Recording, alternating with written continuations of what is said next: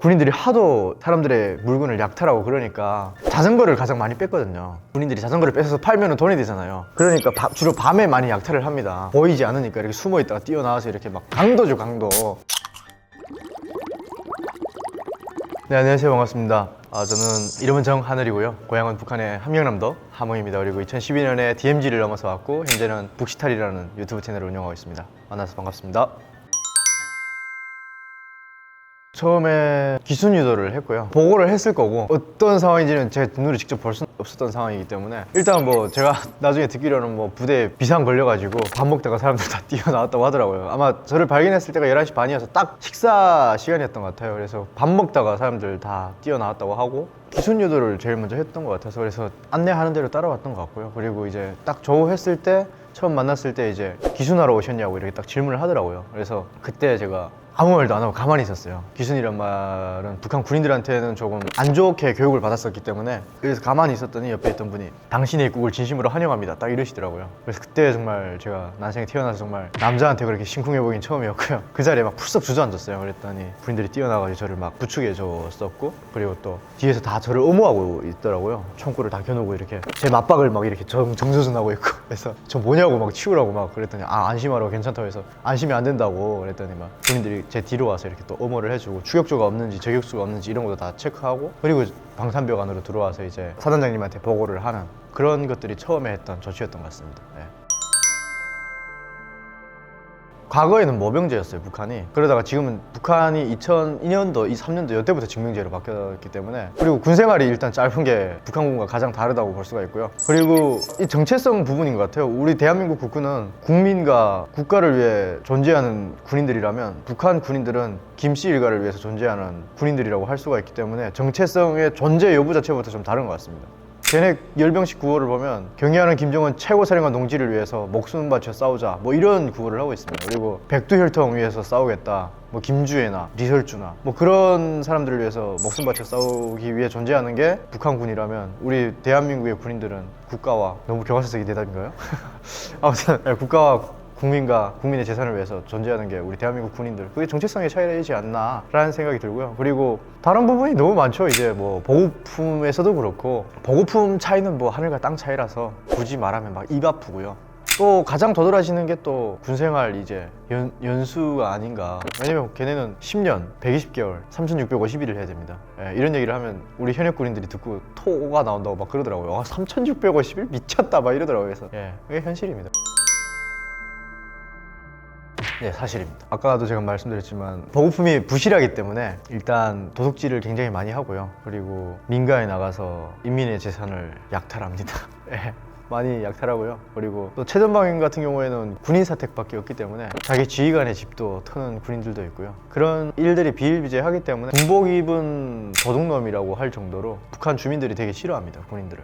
그래서 나온 게 군민일치라는 새로운 단어가 나오는데 이게 바로 김정일이 살아있을 때 나온 얘기예요. 군대와 인민은 하나다. 왜냐면 군대와 인민들이 분리가 되고 있어가지고 군대와 인민은 하나다라는 그런 게 있고 그래서 막 북한에 막 우스갯소리로 그런 노래 같은 거 있어요. 뭐 그 군민일치 아리랑이라는 노래가 있는데 북한 주민들이 그걸 막 왜곡해서 부르거든요. 군대와 인민은 뭐 하나라네 뭐 이런 노래인데 제대로 된 노래는 군인들은 인민을 위해서 뭐 군생활을 하고 뭐 청춘을 바쳐서 군생활을 하고 인민은 군대를 위해서 뭔가 자신들의 뭐 이런 물질도 아낌없이 뭐 그런다네 뭐 하면서 그래서 우리 군대와 인민은 하나라네 뭐 그런 건데 그 막 우스갯소리로 나중에 발전된 게 군인들이 하도 사람들의 물건을 약탈하고 그러니까 자전거를 가장 많이 뺐거든요. 군인들이 자전거를 뺏어서 팔면 돈이 되잖아요. 그러니까 주로 밤에 많이 약탈을 합니다. 보이지 않으니까 이렇게 숨어 있다가 뛰어나와서 이렇게 막 강도죠, 강도. 어떤 사람이 자전거를 밤에 딱 타고 가는데 군대가 탁 나왔더래요. 그러니까 이제 얘가 자전거를 훔치려고 나왔네 이러니까 이 사람이 딱 깨를 떠올린 거죠. 그 노래가 딱 떠오른 거예요. 그러니까 군대는 인민을 위해 밤길도 버쳐 서고 딱 이렇게 딱 임기응변을 한 거예요. 그러니까 탁 이 군인이 하여 새끼 봐라 이러면서 인민은 군대 위해 자전거도 바친다네 딱 이렇게 얘기를 한 거예요. 그러니까 이 사람이 그러니까 그거예요. 이제 맞고 바칠 건지 그냥 바칠 건지 그러니까 이 사람이 이 새끼 내 졌다 하고 이렇게 자전거를 그냥 딱 줬다라는 우스갯소리가 있어요. 그 정도로 이제 군민일치를 강조할 정도로 북한 군인들은 인민들의 재산을 많이 약탈합니다. 한국은 우리 군인들이 지하철 타도 군인들이 군복 입고 많이 돌아다니잖아요. 그리고 뭐 길거리 보면 군인들이 다니면 그냥 군인 휴가 뭐 나왔나 보다 무슨 뭐 그렇게 생각하지 뭐 도둑이라고 생각하지 않잖아요. 그러면 저희가 한번 나가볼까요? 잠시만요. 아니, 누가 이 사람들 보면 큰일 나려고. 그냥 갈아입고 올게요. 백골부대. 우리 PD님 백골부대잖아요. 백골부대가 되게 악명 높기로 유명해요. 그 이유가 제가 있을 때도 김씨 일가의 초상화를 걸어놓고 거기다 포사격 훈련을 해버려가지고 그래서 되게 유명합니다. 한국에 와서는 이제 군부대에도 많이 다니고 이러다 보니까 그리고 또 뭐 한국의 군사력이나 북한의 군사력이 어느 정도로 차이 나는지 그런 것도 알게 됐고 북한이 갖고 있는 무기도 아직까지 재래식 무기고 그리고 우리가 갖고 있는 무기는 뭐 세상이 인정하는 최첨단 무기들이니까 그리고 전쟁이라는 게 보면은 그건 것 같아요. 뭐 무기도 중요하지만 그리고 또 보급품이라든가 이런 것들이 얼마 정도 뒷받침해 주냐 이런 것들이 굉장히 중요한 것 같고 그런 걸 보면서 저는 싸우면 우리 국군이 이긴다고 저는 생각을 합니다. 일단은 북한에 있을 때는 뭐 국군이 되게 도둑질을 많이 한다고 배웠었고요. 그래서 막 그 노래도 있어요. 우리 국군을 비하하는 노래도 있고 그래서 뭐 1등병과 2등병은 건빵도둑놈 그리고 막 서령중령 대령은 막 집차도둑놈 뭐 그리고 소위중위 대위는 계집도둑놈 뭐 하사중사 상사는 무슨 뭐 모포도둑놈 뭐 이런 노래도 있는데 국군을 비하하려고 만든 노래죠. 그리고 1, 2등병 불쌍하다 1, 2등병 뭐 건빵도둑놈 막 이런 노래도 있는데 뭐 그런 걸 보면서 그거는 뭐 아니다라는 걸 실제로 알게 됐고요. 왜냐면 뭐 배고픔이라든가 입고 자는 거 이런 1차적인 건 우리 한국은 해결한 지가 이제 이미 오래됐고 그래서 알던 거랑은 사실이 많이 다르다라는 걸 좀 알게 됐었던 것 같습니다. 뭐 어떻게 할 것 같다 제가 뭐 예언자가 아니기 때문에 그렇게 말씀 못 드릴 것 같고 MZ세대들이 이제 북한의 중요한 부분들에서 이제 핵심적인 역할들을 맡게 될 건데 그런 것들 때문에 이제 김정은이가 굉장히 골치를 앓고 있는 거고 그리고 그들을 통제하기 위해서 반동사상 문화 배격법 형법들도 계속해서 개정하고 있어요. 근데 그 이유가 대한민국에서 이제 북한 주민들의 어떤 의식을 바꾸기 위해서 우리 한류 콘텐츠라든가 이런 것들을 되게 많이 넣는 사람들이 있어요. 북한 주민들도 그걸 많이 보고 있고 북한 MZ들 북한 뭐 장마당 세대들이 많이 보고 있기 때문에 북한 당국도 그것에 대한 어떤 대비책을 세우고 있다고 보면 될 것 같고요. 사실 북한 당국이 그것 때문에 좀 골치를 많이 아파한다고 보면 될 것 같아요. 그래서 김정은도 그것을 철저하게 통제하려고 다양한 대책들을 내놓고 있다고 보면 될 것 같습니다.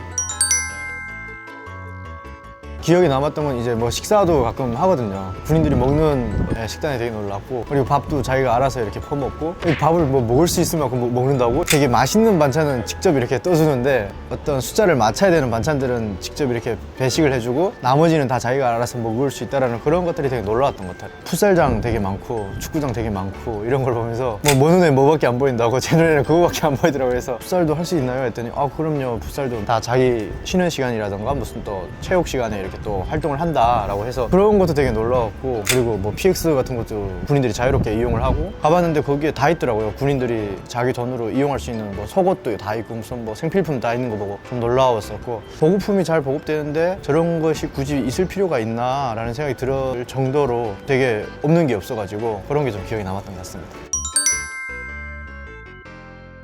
애용하죠. 막 급하게 필요한 것들이 있으면 편의점 뭐 라면도 가서 많이 먹고 또 김밥이라던가 어디 일 있어서 갔는데 배고프잖아요. 그러면 이제 점심 먹을 때 딱히 마땅치도 않고 시간도 없고 그럴 때마다 이제 편의점에 들어가서 좀 편의점 틀고 그러는 것 같습니다.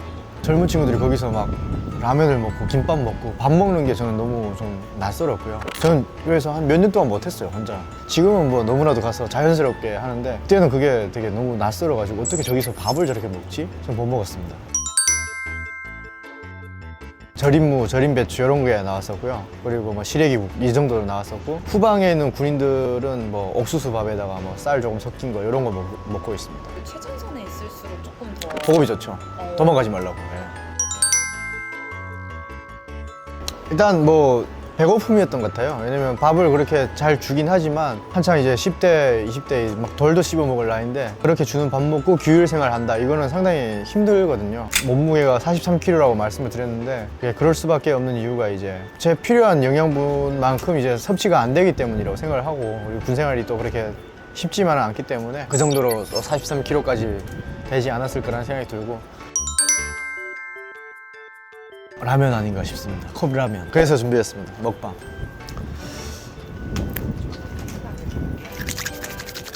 자, 오랜만에 먹방 한번 가보겠습니다. 아, 육개장.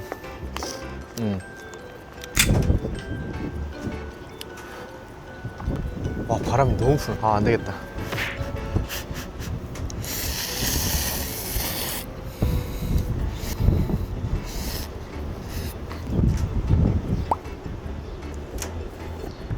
아, 뜨거라.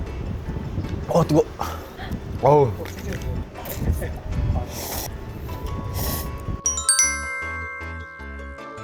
외로움이었던 것 같아요. 외로움이랑 타별, 편견. 제가 왔을 때는 그때 탈북민들이 한 22,000명 와 있을 때여가지고 제가 택시를 타거나 무슨 이제 좀 사투리를 쓰잖아요. 지금은 뭐 사투리가 조금 있긴 하지만 경상도에서 왔다고 해도 뭐 그냥 그런가 보다 하거든요. 근데 그때는 기사님들이 막 뺑뺑뺑뺑 돌리고 막 돌아서 가고 그래가지고 제가 아직도 기억이 나는 게 제가 다 아는 길인데 밤에 택시를 타는데 막 돌아가는 거예요. 그래서 기사님 이쪽에서 빠지면 되는 거 아니냐 했더니 뭐 자기가 잠깐 딴 생각 하느라고 그래가지고 저 길 알고 있어요 이랬더니 죄송합니다 이러더라고요.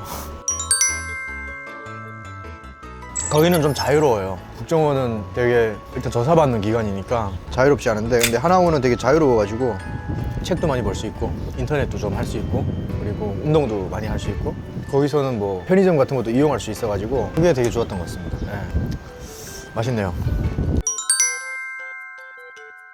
처음에 제가 목회자의 길을 가려고 신학교를 갔었어요. 신학교를 갔다가 이제 한 2학년 1학기 다니다가 이제 자퇴를 하고 항해사가 되고자 또 해양대학교에 또 지원을 했다가 또 안 가고 하고 싶은 게 참 많았죠. 그래서 이제 또 정치를 한번 해볼까 해서 정치외교과 전공을 했고 그리고 학교 졸업하고 이제 국회에서 좀 잠깐 일도 해보고 경험을 되게 많이 했어요. 이것저것 되게 많이 해보면서 가장 내가 좋아하고 잘할 수 있는 게 뭘까 그런 시행착오들을 많이 겪으면서 이제 유튜브라는 걸 하면서 영상 쪽으로 이제 접하게 된 거예요. 제가 직접 편집하고 기획하고 이런 걸 하다 보니까 재밌더라고요 그게. 그래서 이 일을 쭉 하자라고 있다가 우연찮게 영화 쪽으로 또 접하게 됐고 그걸 해봤는데 와 이게 또 더 미치게 하는 게 있더라고요. 그래서 야 이거다. 그래서 지금 제가 하고 싶은 걸 또 찾아서 지금 도전하고 있는 것 같습니다. 그래서 그게 되게 좋은 것 같아요. 북한에서는 내가 하고자 하는 것도 있어도 북한에서 당국에서 다 정해주고 그러지만 여기는 내가 하고자 마음만 먹고 또 열심히 하고 그러면 어느 정도 결과가 나오고 하니까 그게 되게 좋은 것 같습니다. 네, 오늘 이렇게 사이다 채널에 출연해서 라면 먹방도 하고 그리고 또 뭐 그전에도 뭐 다양한 얘기들을 나눴지만 한국에서 이렇게 꿈을 쫓아서 북에서 이렇게 혼자 온 청년이 꿈을 쫓아서 이렇게 열심히 살고 있다는 걸 여러분들이 알아주시고 많이 응원해 주시고 또 해주시면 좋겠습니다. 그리고 또 사이다 채널 구독과 좋아요도 또 부탁드리고요. 다음에 또 기회가 된다면 뵙겠습니다. 여러분 감사합니다.